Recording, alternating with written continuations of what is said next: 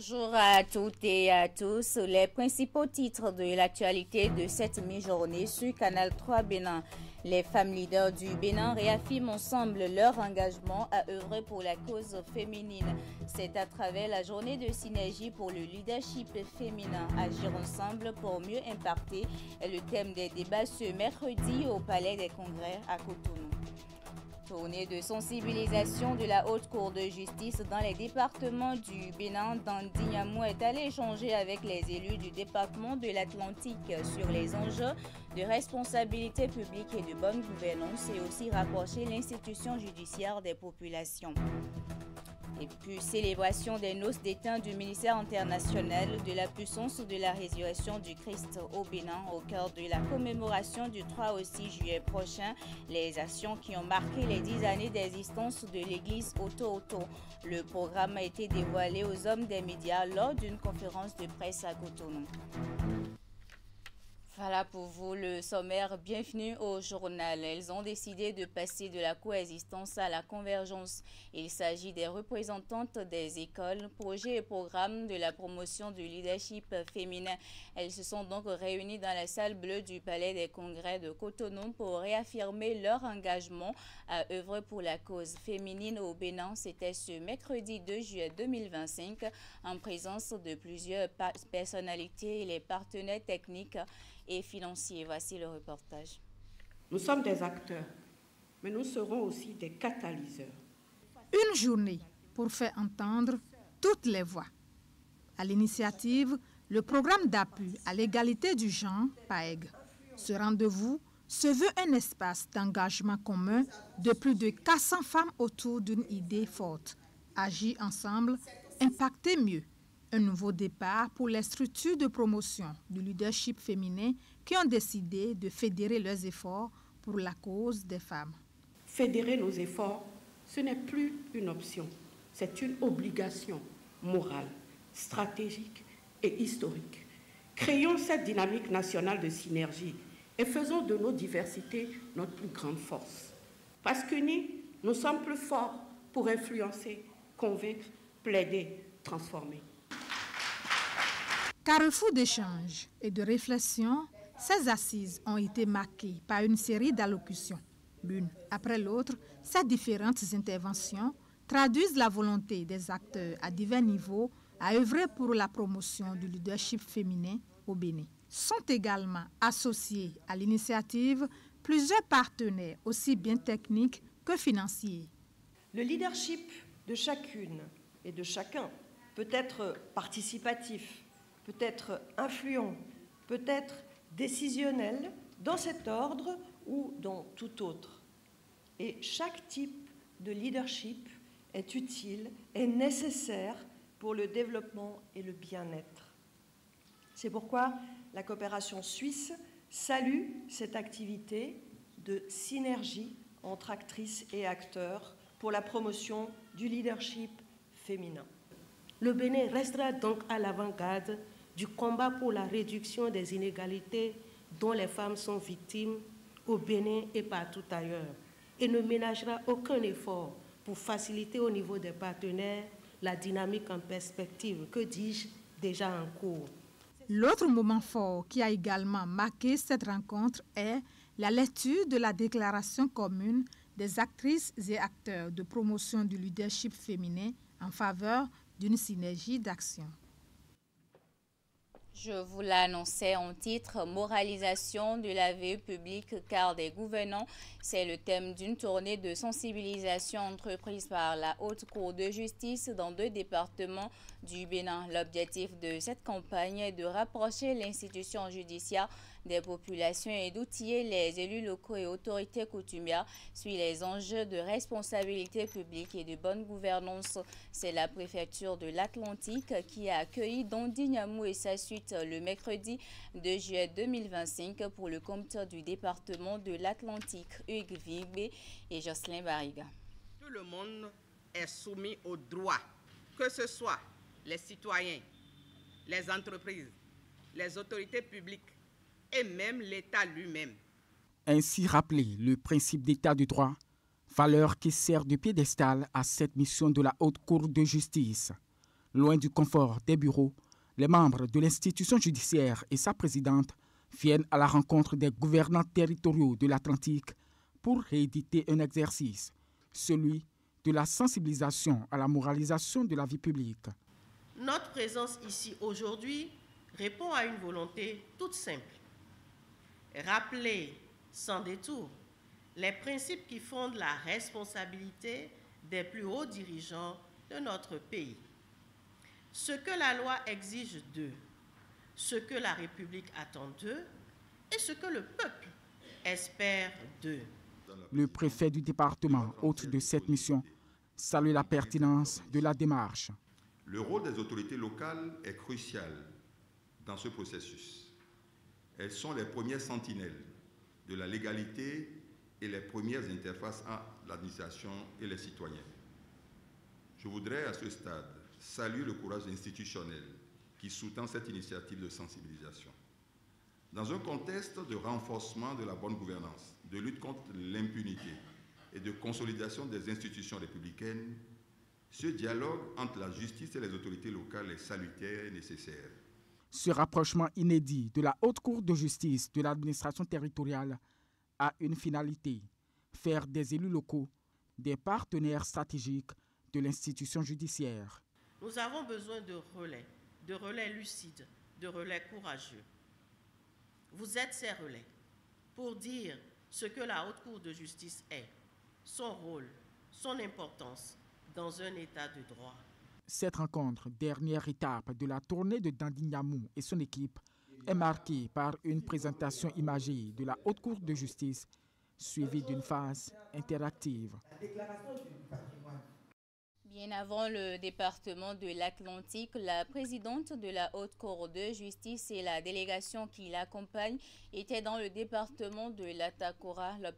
L'objectif demeure le même, échanger avec les acteurs de la chaîne de commande publique et de la société civile sur la bonne gouvernance et le rôle de la Haute Cour de justice. Alassane Harouna.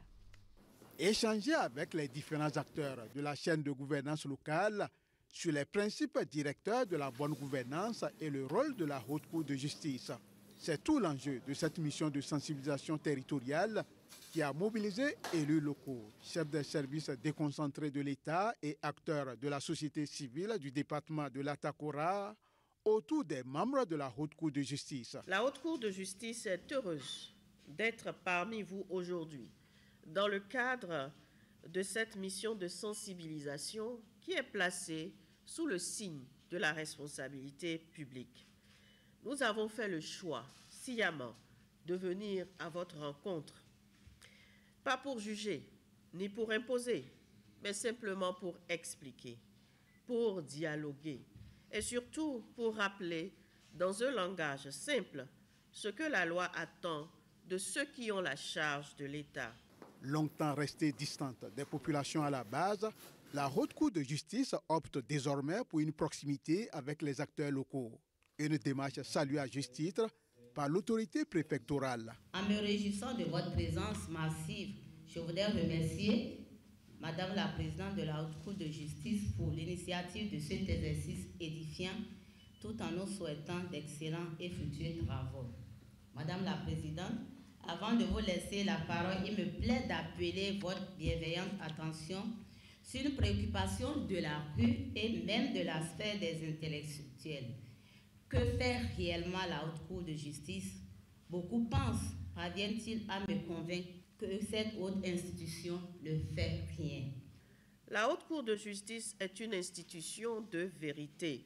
Son rôle est clair. Elle juge le président de la République et les membres du gouvernement pour les fautes graves qu'ils peuvent commettre dans l'exercice de leurs fonctions.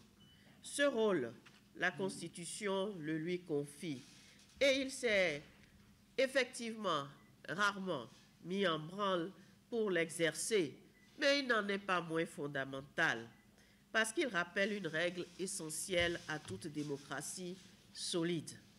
Le pouvoir ne protège pas de la loi. Il oblige à en donner l'exemple. La présente séance, faut-il le rappeler, est placée sous le thème « Moralisation de la vie publique ». La moralisation de la vie publique n'est pas un mot à la mode, loin s'en faut. C'est un principe de justice. Et c'est aussi une manière de rétablir une vérité simple. Après l'étape de Nati Tengo pour le compte de la Takora, Alada dans l'Atlantique sera la prochaine destination des membres de la Haute Cour de justice, toujours pour le même exercice. Autre volet de l'actualité, le ministre conseiller en charge de l'enseignement technique et de la formation professionnelle était ce mercredi au lycée technique Coulibaly de Cotonou. Cette descente intervient dans le cadre d'une tournée que SPD Wessou a entreprise dans certains centres de correction du baccalauréat. Objectif, apporter le soutien du gouvernement aux correcteurs et s'assurer que tout se passe bien. Virgile Arodéon et Moufid Sagbouan. Les stylos rouges de ces correcteurs, qui portent à leur bout le sort des candidats, ont cessé de rouler sur les copies le temps de recevoir SPD Wessou. Ici, au lycée technique Coulibaly de Cotonou, le ministre conseiller en charge de l'enseignement technique et de la formation professionnelle est venu voir des correcteurs assidus, dévoués à une mission qu'ils accomplissent dans une atmosphère de sérénité totale. Aucun problème particulier, tout se passe très bien. Il faut souligner quand même que c'est un centre spécifique parce que ça concerne les disciplines de l'enseignement et la formation technique professionnelle, le bac série G1, G2, G3, F1, F2, F3, F4, E, EA et F1. Pourquoi? Parce que c'est les matières qui sont liées donc à ces séries qui sont corrigées donc dans ce centre. Vous savez que depuis plusieurs années, le bac béninois est reconnu comme un bac très sérieux, où tout est fait de manière méthodique. Donc, il n'y a aucun doute que tout se passe très bien dans les ateliers. Pour les responsables du centre, cette visite du ministre conseiller est un événement heureux qui vient encourager les correcteurs qui ont démarré leurs travaux depuis le lundi dernier. C'est vrai que certaines commissions doivent finir leurs travaux aujourd'hui parce que 3 jours, mais ça a donné une certaine joie. Vous avez dû constater avec moi cette émulation qu'il y a eu dans toutes les salles. Avant le lycée technique Coulibaly de Cotonou, SPD Wessou était dans plusieurs autres centres du Bénin, notamment ceux de Nati Tengo, de Parakou, de Boïkon et de Lokossa. Il n'y a rien à signaler. Nous allons continuer à soutenir les équipes sur le terrain. Au nom de mes 3 ministres, le ministre de l'enseignement supérieur, le ministre de l'enseignement moyen général et le ministre conseiller à l'enseignement supérieur et moyen général, je suis venu porter le message de notre soutien de l'équipe gouvernementale, à tous les correcteurs et à tous ceux qui sont impliqués dans la réussite de cette opération. Nous sommes venus leur dire notre reconnaissance et nos remerciements. Par ce travail acharné, professionnel et de précision, le baccalauréat béninois continue d'être un label dans la sous-région. Un label qu'il faut renforcer sans cesse dans notre système éducatif, a confié SPD Wessou. Assistance sociale pour poursuivre cette édition. À Cluc-en-Main, dans le département du Koufo, c'est Chantal Alofa qui est la bénéficiaire du projet d'appui à l'égalité de genre. Elle a été distinguée à l'issue d'une formation de 2 ans. Elle en est sortie avec un microcrédit, projet de sensibilisation à la promotion de la paix au profit des femmes leaders de la localité. Un micro-projet présenté au public le week-end dernier sous les yeux du préfet du Koufo. On va faire le point avec Nassis Alossé et Florent Do. Devant une foule de femmes en quête de savoir sur le leadership féminin, Dame Chantal Alofa, bénéficiaire du projet d'appui à l'égalité de genre dans la commune de Cluc-en-Main, présente son micro-projet. Il s'agit de la sensibilisation à la promotion de la paix au profit des femmes leaders. Le moment que nous traversons maintenant est un peu critique. Avant les élections, pendant les élections et après les élections, il faudrait qu'il y ait de la paix partout, à commencer de chez nous, dans nos familles respectives, que les femmes sachent comment éduquer leurs enfants, leur comportement envers leur mari. Tout ça là, ça nous donne la facilité d'avoir la paix autour de nous. La paix comme vertu à cultiver partout et à tout moment, surtout en cette période préélectorale au Bénin. Vous savez, nous approchons des moments très difficiles, mais intéressants. Des moments palpitants. mais qui vont nous permettre aussi de lire nos gouvernants de demain. Et c'est pour cela que nous avons le devoir. Et c'est pour cela que d'ailleurs son projet m'intéresse beaucoup. Parce qu'elle veut parler de la paix. Donc nous avons le devoir de travailler pour que la paix règne partout. Je dis bien partout. Et pour ce qui concerne les élections à venir, vous savez que les femmes doivent occuper une place de choix. Et donc pour cela, il peut arriver que des positionnements soient mal faits, et donc pour cela, il peut y avoir des malentendus. Et pour prévenir tout vent de malentendu, la lauréate au programme d'appui à l'égalité de genre apporte sa contribution ici à Koulikame. Le PAEG fait partie de la batterie de mesures prises depuis 2016 par les gouvernants actuels pour l'émancipation des femmes. Un programme mis en œuvre avec l'aide de la coopération suisse. Et au bout de 2 ans de formation, la réussite a inspiré à l'autorité préfectorale des pas de danse ici à Koulikame. Pour une alimentation saine et de qualité au Bénin, l'organisation non gouvernementale Convergence au Bénin apporte une solution qui prend la forme d'un projet dénommé Amélioration de la commercialisation des produits agroécologiques au Bénin. Son objectif garantit la sécurité sanitaire des produits agroécologiques et le dit projet a été officiellement lancé le mardi dernier à Grand Popo dans le département du Mono. On retrouve Nassis Alossé et Florent Do. Du rêve à la réalité, l'organisation non gouvernementale Convergence Bénin trace un sillon d'accès à une alimentation saine et de qualité au Bénin. Son instrument de labour, un projet baptisé Amélioration de la commercialisation des produits agroécologiques au Bénin. Le projet d'amélioration de la commercialisation des produits agroécologiques au Bénin, ACEPA, porté par Convergence Bénin et Aptis 24, vise à améliorer l'accessibilité physique des produits agroécologiques dans les communes de Grand Popo et Commun au sud-ouest du Bénin, à garantir la sécurité sanitaire des produits agroécologiques, et spécifiquement les produits maraîchers, le riz, poulet et lapin. En somme, mieux valoriser les produits agroécologiques et le dit projet prévoit la construction de 7 points de vente de ces produits, tout comme l'équipement de boutiques spécialisées. Puisque quand on va sur le marché, il n'y a pas une différenciation, il n'y a pas un point de vente spécifique pour les produits conventionnels par rapport aux produits agroécologiques. Donc c'est ce problème que ce projet vise à régler, c'est-à-dire permettre à ce que toute personne qui est à la recherche de produits sains, produits sans engrais ou avec moins d'engrais puisse facilement l'avoir et à des endroits bien précis. Et pour coordonner et harmoniser les actions sur le terrain, un cadre institutionnel a été mis sur pied au cours de cette cérémonie de lancement officiel. Nous, producteurs, grâce aux formations prévues et l'accompagnement technique, seront mieux armés pour produire sainement, vendre plus intelligemment et gagner plus dignement leur vie. Près d'une centaine de producteurs et des milliers de consommateurs seront impactés, tout comme les bénéficiaires. L'État central aussi salue le contenu du projet ACPAB qui prône la qualité et la salubrité autour des aliments. Tout le monde sait que certaines pratiques réduisent la qualité de nos produits que nous mettons sur le marché. On ne va pas se cacher la face. Mais je crois que c'est le moment pour ce projet-là, dont les têtes de communes bénéficient, pour que les habitudes changent. Porté par Convergence Bénin en partenariat avec AFDI 64, le coût du projet ACPAB est évalué à près de 34 millions de francs CFA avec le cofinancement du CFFC et l'Agence française de développement dans le cadre du PAFAO Appel 2024. Sa durée de mise en œuvre, 2 ans, de décembre 2024 à novembre 2026.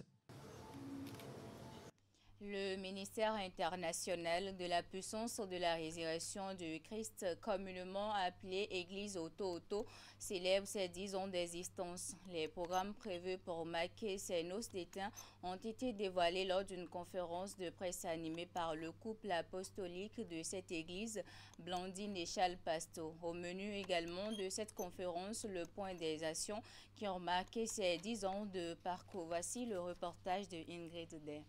Nous te bénissons pour la vie du chef de l'État. Nous te bénissons pour la vie du corps christique au Bénin. Prière de l'apôtre Charles Passot à l'intention des dirigeants et de tout le peuple béninois. Une mission qu'il s'est donnée depuis l'installation de son ministère international de la puissance de la résurrection de Christ, communément appelé l'Église Auto il y a 10 ans. 10 ans d'existence que le ministère s'apprête à célébrer à travers un programme riche en couleurs. Le jeudi soir, nous commençons à 18h avec des soirées de louanges, d'adoration, d'action, de grâce, de prière, d'intercession et surtout de prédication et de guérison. Et le vendredi matin, nous aurons une séance matinale dont je serai l'orateur. On aura une prière matinale à 6h d'une heure de temps. Et après la prière de 6h, à partir de 8h, on aura un enseignement, sur les mystères de la gloire et de l'endurance dans la présence du Seigneur. Le vendredi soir, nous avons notre orateur qui reprend le micro à partir de 18h. Le même programme se suit. Le samedi, nous avons la maison de prière que nous allons bénir et dédicacer pour le Seigneur. Et le samedi soir, nous aurons la réunion de prière des bienfaiteurs. Et le dimanche, ça sera la grande finale avec la coupure du gâteau et les chants d'action de grâce. Le ministère compte à ce jour une 50aine d'églises annestes installées sur le territoire national avec plus de 10 000 fidèles. Pour l'apôtre Charles Passot et son épouse, c'est le moment d'exposer ce que Dieu a fait pour le ministère et ses fidèles à travers eux. Elles sont nombreuses ces actions qui ont jonché ce parcours. Sur le domaine religieux d'abord, le domaine spirituel, je pense qu'en 10 ans, dans le Bénin, le ministère a fait un travail extraordinaire. Au volet social, en 10 ans, le ministère a battu un travail pas négligeable. Le ministère est en charge des orphelinats carrément. Il y a des orphelinats qui sont scolarisés par le ministère. Il y a des orphelinats qui sont équipés par le ministère. Il y a des institutions où on a offert des toilettes, on a offert des fourrages. Il y a des boussiers. On ne peut même plus compter le nombre de boussiers qui fréquentent grâce à l'église aujourd'hui. C'est cette visite guidée des locaux du ministère international de la puissance de la résurrection du Christ qui a mis un terme à cette rencontre. La conférence de presse qui annonce les couleurs de la célébration des 10 ans d'existence de l'église Auto Bénin. Vous l'avez compris, un reportage de Ingrid Dem présenté par Candide Moueto. Un sport pour finir, la ville de Niki, nous sommes là au nord du Bénin, accueille officiellement le Baratum Challenge Cup édition 2025. C'est un tournoi international avec 32 équipes venues du Bénin et du Nigeria. Pour cette 3e édition, le coup d'envoi officiel a été donné par Yvette Aklogan, représentante du ministère des Sports. Voici le reportage de Epiphane Chabi, Franck Desglands. Ambiance survoltée, gradin plein à craquer, Niki vibre déjà au rythme de ballon rond. Ce samedi 28 juin, la ville a donné le coup d'envoi officiel du tournoi international Baratum Challenge Cup édition 2025. Un rendez-vous sportif majeur qui rassemble cette année 32 équipes venues du Bénin et d'autres États du Nigeria. Le match d'ouverture a opposé Semaro FC de Niki à Pigeon Blanc Football Club de Parakou.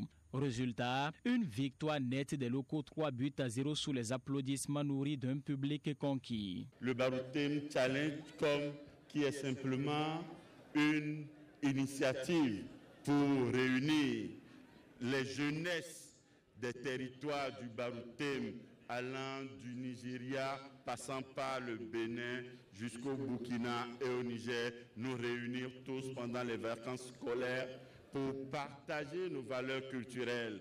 Il n'y a pas meilleur outil pour réunir la jeunesse si ce n'est le football. Le football qui est le sport roi, le football qui est un sport rassembleur.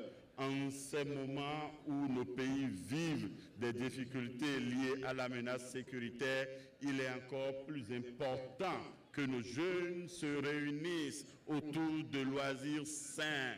Représentant le ministre des Sports, Yvette Aklogan a donné le coup d'envoi officiel avant de réaffirmer l'engagement du gouvernement à soutenir toutes les initiatives sportives en faveur de la jeunesse, du talent et du vivre ensemble. Baratum Challenge n'est pas seulement une compétition, c'est aussi un symbole de l'engagement du gouvernement au profit de la jeunesse. Ça nous permet le Nigeria, le Bénin, il faut dire toute la communauté dans la zone pour se réunir.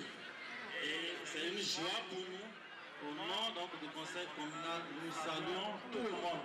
Nous saluons tous les joueurs, tous les participants, les organisateurs. 2 mois d'intenses confrontations attendent donc les amateurs de football, avec à la clé la promotion de la cohésion sociale, mais aussi l'émergence de nouveaux talents. Niki devient donc la capitale du football pendant ses vacances scolaires. C'est la fin de cette édition. Merci pour votre aimable attention. Retrouvez à 16h votre bulletin. À 19h30, la grande édition de la soirée. Portez-vous bien. On se retrouve demain quand il sonnera 13h sur nos antennes.